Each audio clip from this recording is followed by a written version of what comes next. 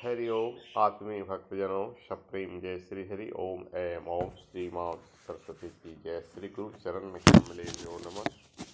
भक्तजनों, आज का प्रसंग बड़ा ही मार्मिक है।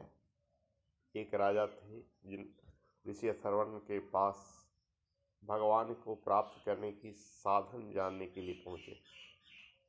ऋषि बोले कि बेटा, तुम्हारे पास जो कुछ भी है सब छोड़ कर आओ, तभी परमात्मा मिल जाएंगे।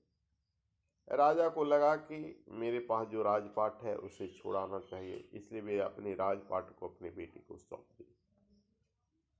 फिर ऋषि के पास आ गए। ऋषि उन्हें देखकर बोले, अरे बेटा, तुम आ गया लेकिन सब कुछ छोड़कर तो नहीं आया। ऋषि अथर्वण की बात सुनकर राजा को बड़ा आश्चर्य लगा। उन्हें लगा कि मैं तो राजपाट छोड़कर आ गया, अब हमारे पास छोड़ना क्या बचा है। ऋषि उन्हें कोई उत्तर न देते हुए आश्रम की गंदगी को सफाई करने के लिए काम सौंप दिए। राजा को यह काम बड़ा अटपटा लगा, क्योंकि राजा की प्रतिष्ठा का सवाल था। लगा कि ये काम है, नौकरों चाकरों के काम है। फिर भी ऋषि की गुरु की आज्ञा प्राचीन जमाने से आज तक बड़े से बड़े लोग मानते आए। राजा भी मानकर सफाई करने लगा। कुछ दिन बीत गया। राजा सफाई करते हुए देखकर ऋषि उनके सामने आए तो ऋषि उन्हें कहे कि ढंग से सफाई नहीं किया, यह गलत है, वह गलत है।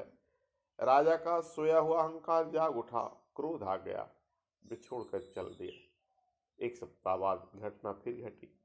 इस बार राजा वहां से गया तो नहीं, उनकी भाव भंगिमा में क्रोध आ गया। ऋषि ने इस बार भी उनका कार्य नहीं बदला, साफ सफाई का ही कार्य दिया। कुछ पश्चात सफाई करने के बाद, कुछ समय के बाद अथर्वण ने उसे टोका।